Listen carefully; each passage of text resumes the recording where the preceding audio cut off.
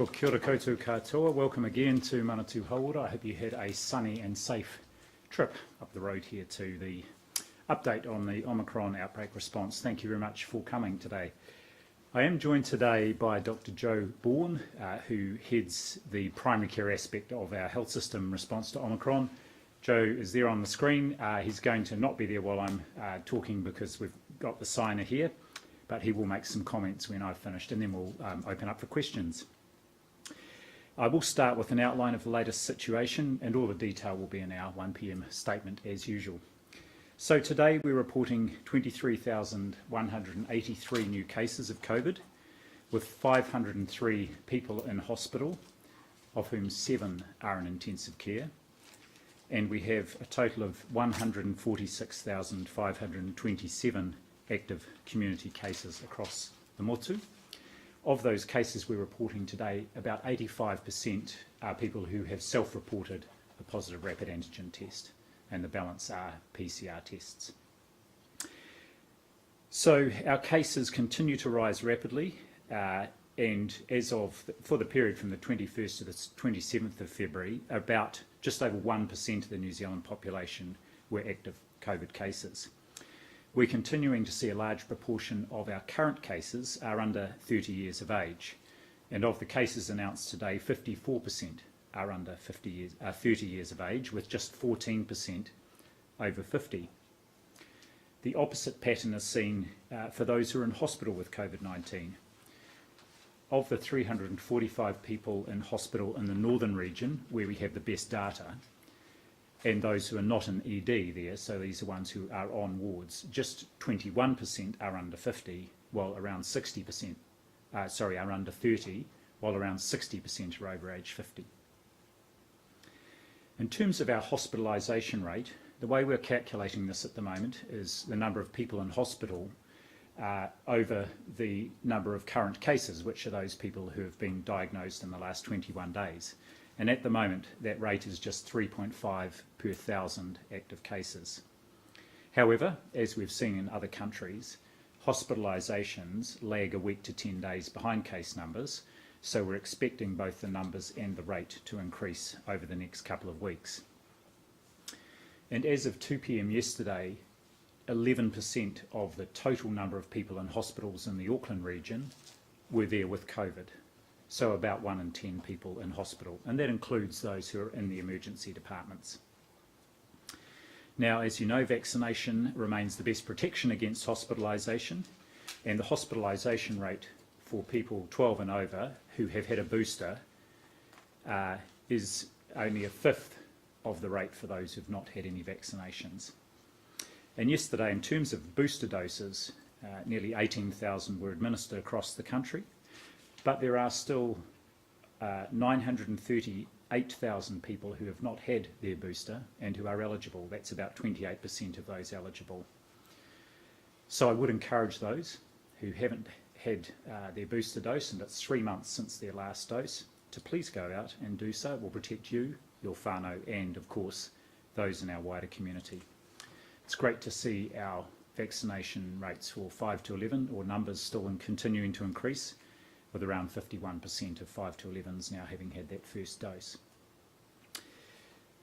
Rapid antigen tests are being taken up around the country by people who have symptoms or are household contacts, and through our critical worker exemption scheme.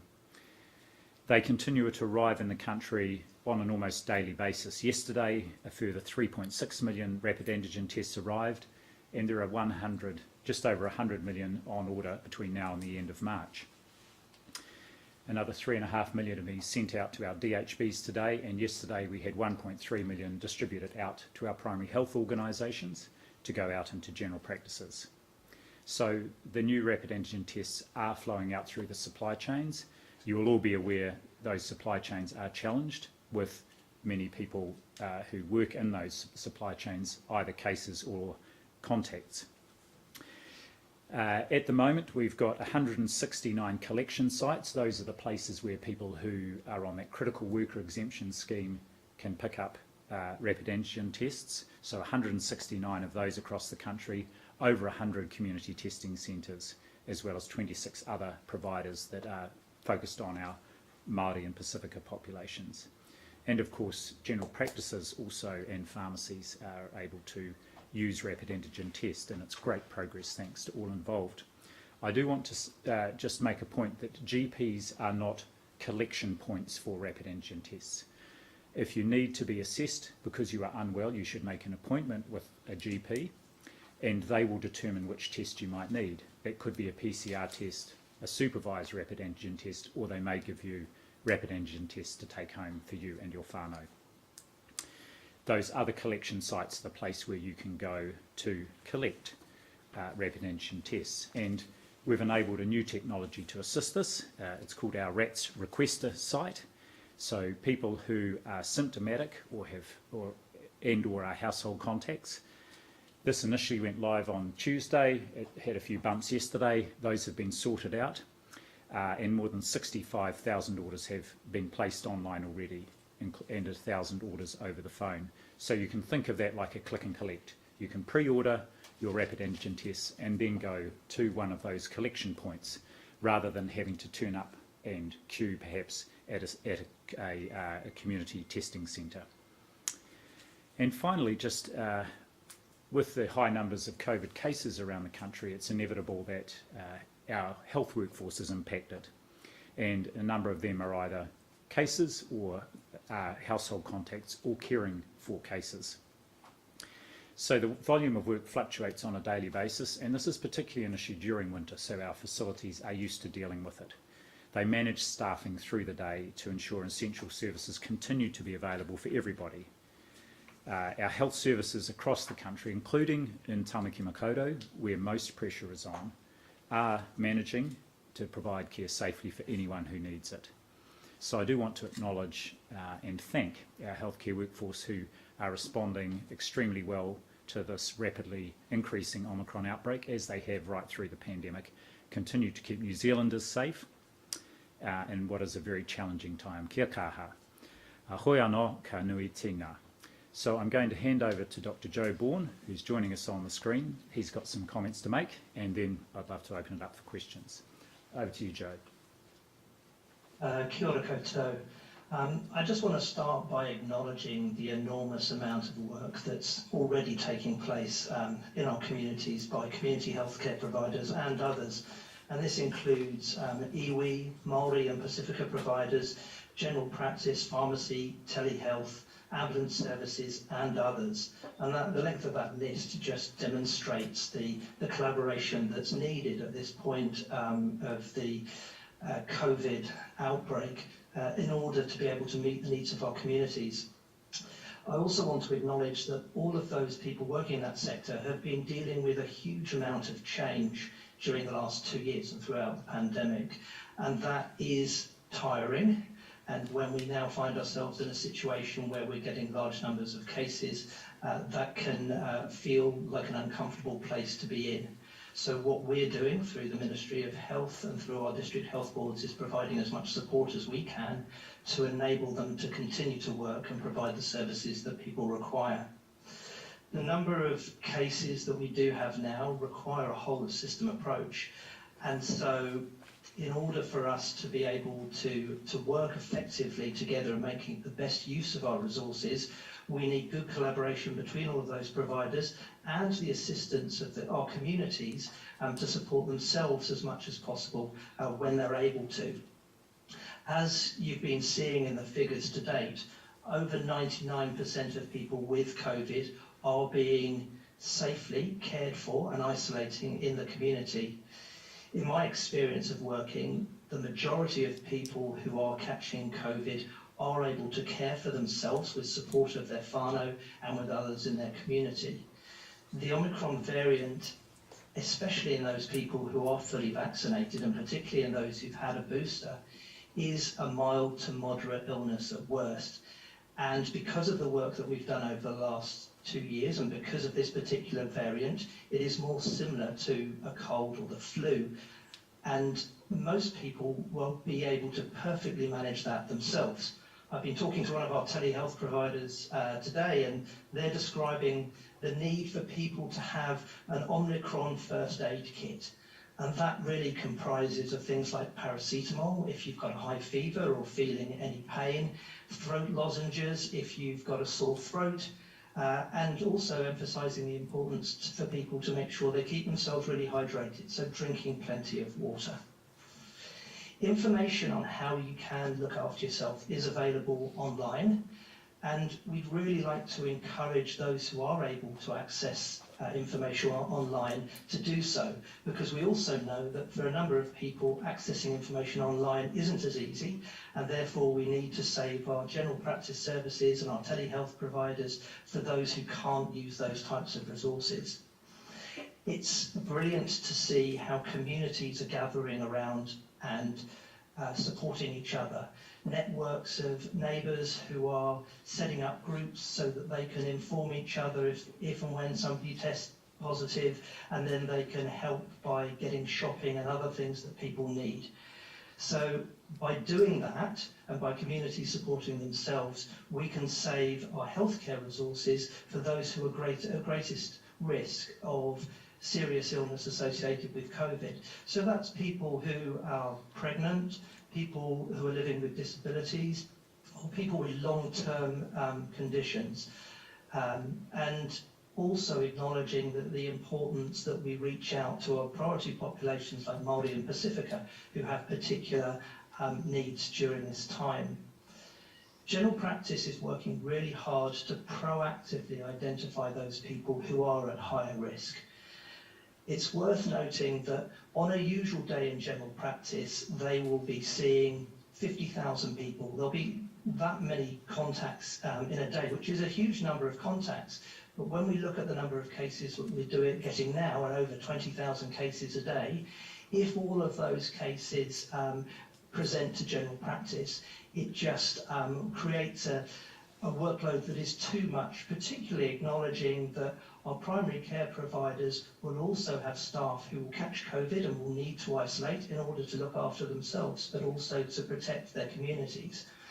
So whilst general practice will continue to be able to meet need when it's there, they won't be able to call every single person that has COVID, and therefore, if people are feeling particularly unwell, view the resources that are online, but also reach out for help. Don't wait to be contacted. It's also worth acknowledging that some of the less urgent work that would normally occur in general practice may need to be postponed, particularly while we go through our current surge of cases. What we'd ask people to do as much as possible is, where you are able to use the digital tools that are available, please do so. We acknowledge that at times, the waiting times to get through to some of our telehealth services can get quite long. And so if you can support yourself and provide information through the online services, that's incredibly helpful. And an example of that is it is possible to report a positive rapid antigen test through the My COVID app. And so really encourage people to do that. When you've been diagnosed with COVID, you will be sent a text message that provides a link to an online assessment form. If you can take the time to complete that, that provides information to our local care coordination hubs, and they're able to then quickly identify what any needs that you have may be, and they don't have to follow up with more phone calls to try and make contact and make sure people are safe. So all of those actions really do help the system to work effectively. Our digital teams have built a number of systems throughout COVID which have helped us to manage the scale of the challenge that we've got. And we have built systems that are supporting providers to work collaboratively together. I'd like to acknowledge that at this point, those systems aren't perfect, but our teams have demonstrated an ability to learn and to respond to the needs of our providers. And as we've seen with applications like the COVID Tracer app, they can deliver rapid improvements. So that those systems will be important for us to work at the scale that we need to work, and they will be constantly improved, but also noting that as general practice and other primary care providers are adapting to these new systems, there can be some challenges with doing so. So we will continue to support people to make that as easy as possible. The health system in every country has been put under stress whenever they've had a surge of cases, but the situation that we're in has really benefited from the time that we have gained for when we're getting this large number of cases. So I'm confident that we have a community provider network that will be able to provide the care that people need when they need it.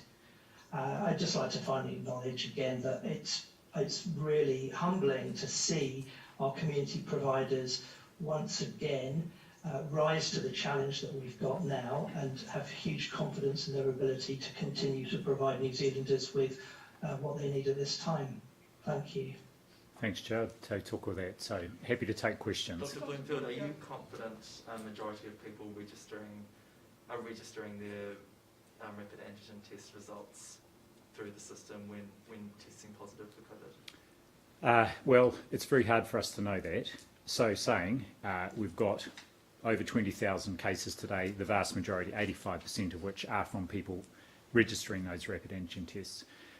So my sense is if people are motivated enough to go out and pick up a rapid antigen test, then they will generally be motivated to record that result. How accurate do you think our daily case numbers are at the moment? Could they be much higher than they are? They could be, except we've got these other indicators, including our hospitalisation rate, and also, as part of that, the number of people who are turning up in emergency departments, having not been tested, but turning up unwell. And we've seen that in every outbreak that we've had previously, and the proportion of people doing that does not seem to be unduly high.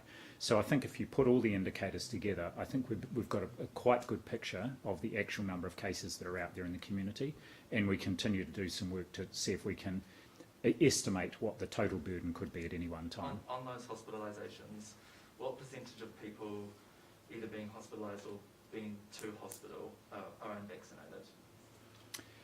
Well, a small proportion, given we've got a very high vaccination rate, except to say that the rate of hospitalisation is 5 times higher for unvaccinated people compared with people who have had their booster dose of the Pfizer vaccine. Are you aware that critical workers are waiting more than an hour to get their RAT tests and sometimes going to other sites because of the lines at these collection sites? Yes, I'm aware that there have been delays in some places intermittently, and I understand there's quite a delay at the collection site in Christchurch today, and our team's on the phone and working with the DHB there. You will see that every day we are opening up more and more of these collection points to help with this issue where some people are having to wait. It is intermittent, and I think for most people they're getting both able to order ahead now and pick up their tests quite smoothly. Are there any more contingency plans in the works for this? The DHBs will continue to open up collection points, and of course with both the community testing centres and the collection points able to provide the tests to people now, I think we're seeing plenty of tests being given out and an increase in access points every day. Some of the generic do you have any advice to Kiwis or critical workers maybe in particular on the best times to try and get them, or anything that can ease that process up with some of the digital technology that you've talked about today? Well, certainly if you use the online order form, the RATS requester, then that will point you to where you can go to pick up your tests. Likewise on HealthPoint, we're constantly updating the places where people can go to so they can find out there might be more than one place near them that they can collect. The only other advice I would give, and it's a request really, is that people just be patient. I know that a number of the staff working at these sites have actually been subjected to some quite unpleasant behaviour. And of course, it doesn't make them want to turn up to actually do that. And so I just encourage people, as they have right through, please be patient. The staff are doing their absolute best. And as I said, there will be more sites opening up every day across them all too. You said earlier that the peak of hospitalisation is probably going to be over the next couple of weeks. But in terms of case numbers, are we now getting close to the peak of daily case numbers? I would say that the peak of case numbers will be over the next week or two, and then the hospitalisations are likely to peak about up to 2 weeks after that. So The modelling at the moment is suggesting middle of March for the peak in cases, and then perhaps that last week in March for hospitalisations. Yeah. Some of the generic instructions given out with the rats actually contradict the manufacturer's advice. One says you're meant to read it visually and should use a device that's not actually available in this country. Should they not be specific to that test? So there are different test types. We've got actually 11 types of test available now in New Zealand. Not all of those are the self-administered ones, and they come in different size packs as well. So you're correct, the advice that's given out and that's on the website is general and tries to cover as many as possible of the tests, but people should follow the specific instructions for the test they are actually given. Depending on which ones have come in through our arrivals in the last few days, it may be that people are being given different ones in different places. So ultimately they should follow the instructions that is on the packet of the one they receive. Is there any benefit in reporting negative rats? Not particularly, no. We don't see any benefit. And there are two reasons for that. One is that there will be a large number of them. Secondly, and I think this may be the experience of people you may be aware of, is that sometimes people can return 1, 2, even more negative tests before returning a positive test. So what we're really interested in is if people are symptomatic and remaining symptomatic, that they do keep doing those tests, because usually there will be a point in time during the illness when the test will become positive. Some people I'll may just come to Naki. What's the logic in not putting a prevalence survey out into the field now? What's the harm in having more data? Is it just a matter of not having the resources to do that? Are you talking about a symptom prevalence study or a seroprevalence study? A symptom prevalence study. Well, if I can be honest, Mark, to plan and deliver a study is quite an undertaking, and so my sense is that the data we're getting from case numbers, hospitalisations, and of course we will be doing some modelling around that, and our wastewater testing will give us a picture of what the likely burden is through this Omicron outbreak. And then the real value will be in perhaps a little further down the track doing a survey which will ask people about whether they've had symptoms and or had a positive test, and do certainly for a subset of those to do a seroprevalence survey as well. Yep. So we got it down the back. Bloomfield, at the moment we are seeing a large proportion of our cases in that younger age group. Can you please share with us the gist of the COVID vaccine technical advisory group's advice and why we are not boosting that 12 to 17-year-old age group at this point? Yes, so I've had advice on this. It's gone through to ministers. The advice of the group at the moment is that the balance of risks and benefits is there for, and you see a number of other countries do this, is there for 16 and 17-year-olds, but that there is not, they don't think there is sufficient evidence at this point to routinely offer a booster to 12 to 15-year-olds, other than on the advice of a clinician who looks after them if they've got an immunocompromise, a disease that compromises their immunity.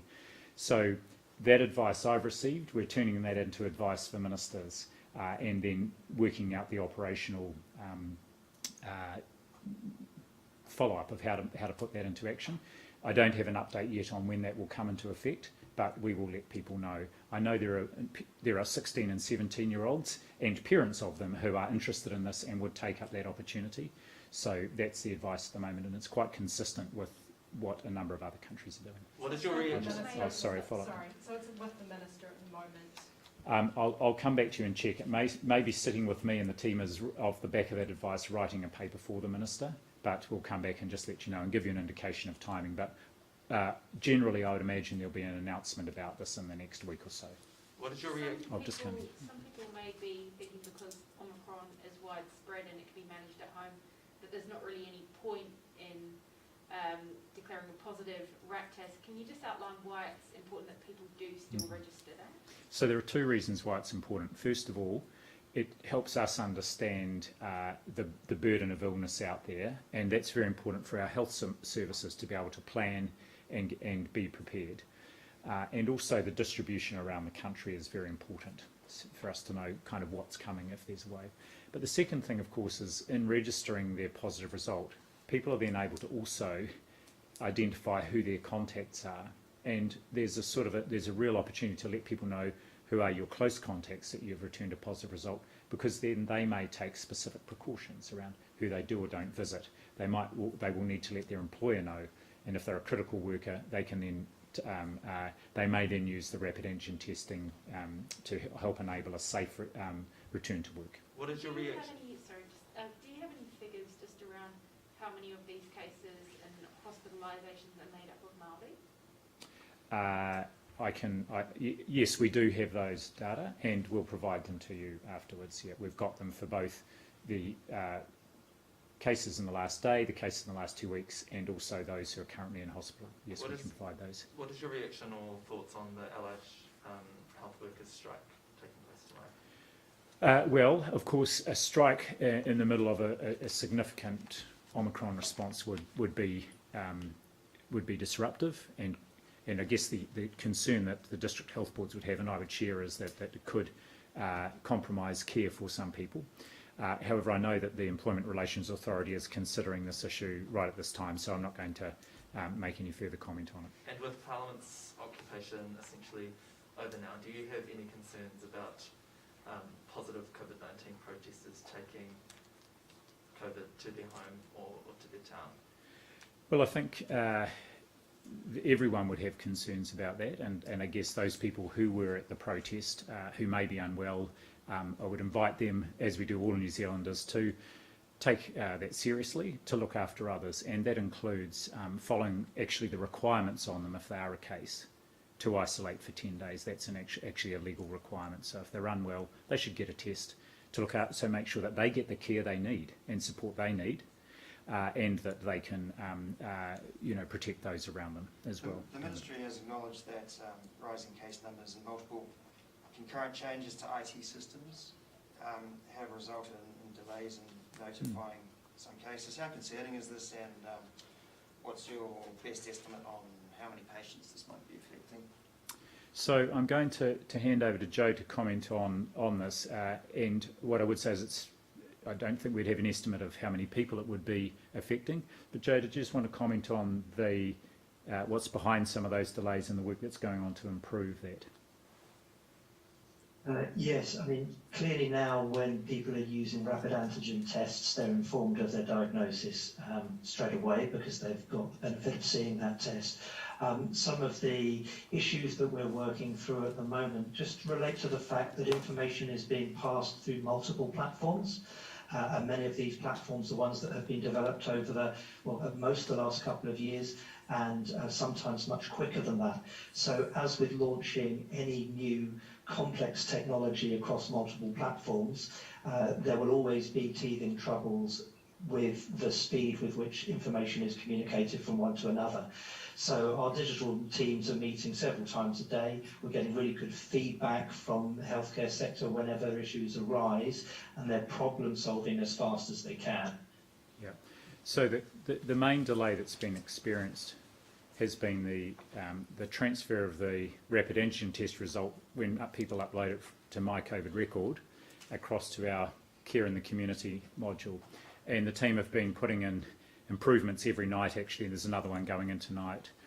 But I do want to go back to the comment that Dr. Bourne made earlier on. If people are feeling very unwell and want to seek advice, then they should do so, whether they have heard or not. Are there any other final questions? As we go into autumn and winter, there's other viruses floating around. We have less restrictions this autumn compared to last year. I guess, are you expecting that to increase the amount of demand there is for testing, because people are going to be presenting not just with COVID symptoms, but other virus symptoms as well?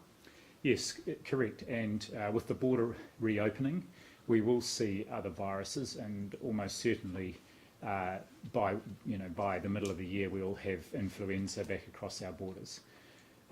That's why we'll be rolling out an even wider flu vaccination program than we have in the past, with a wider group of people eligible for free vaccination. Some of the things that we've learnt are very helpful in protecting us during COVID will also apply to influenza and indeed the common cold. So use of masks, very helpful.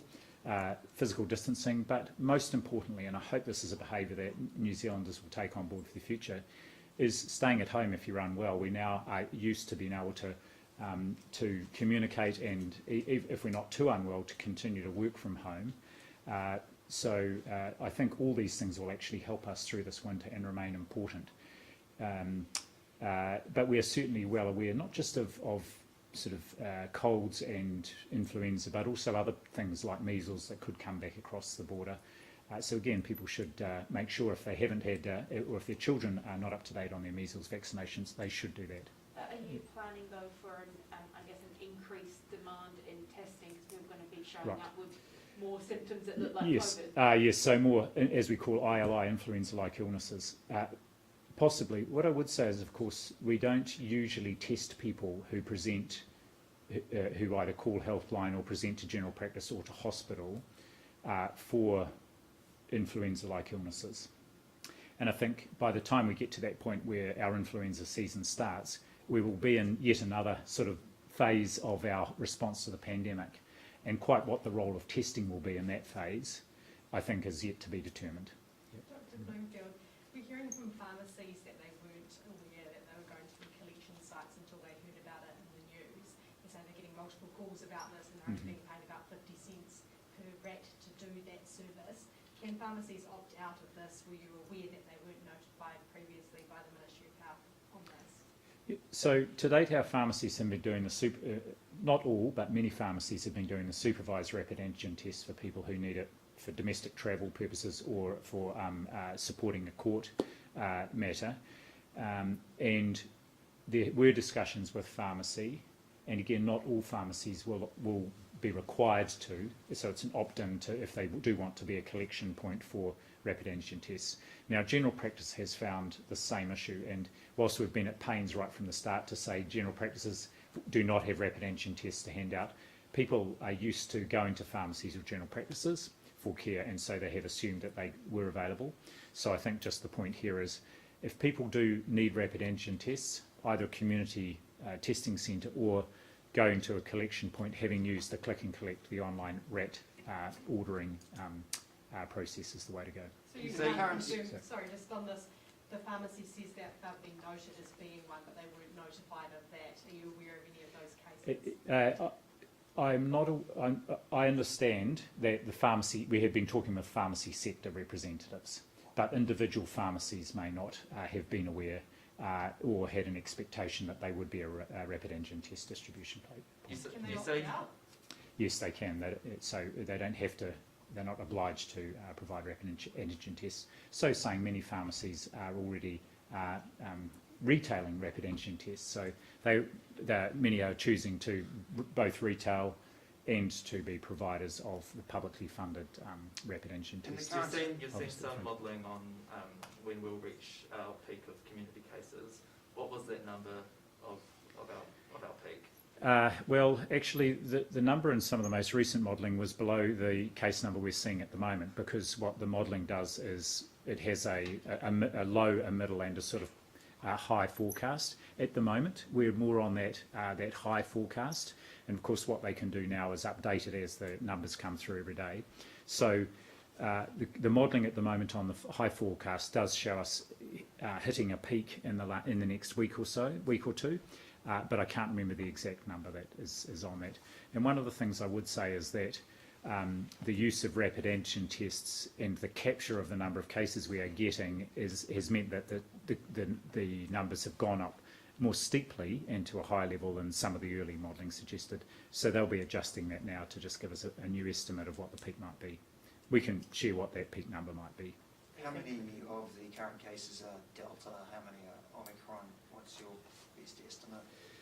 So I did see some data yesterday, and I think we were circulating that around, which was of actually only a proportion of our hospitalised patients from probably a couple of weeks ago. And at that point, if I recall, it was about 30 or 40% were Delta, and the balance were Omicron.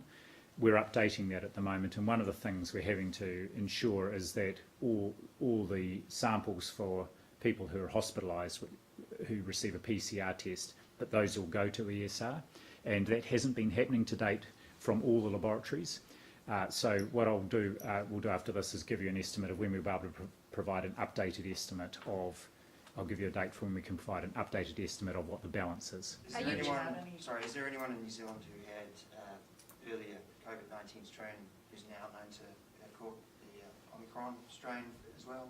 Not that I've heard of, but I imagine that when it does happen, there will be a story about it, so we're likely to hear about it. Are you genome sequencing beyond hospitalised cases?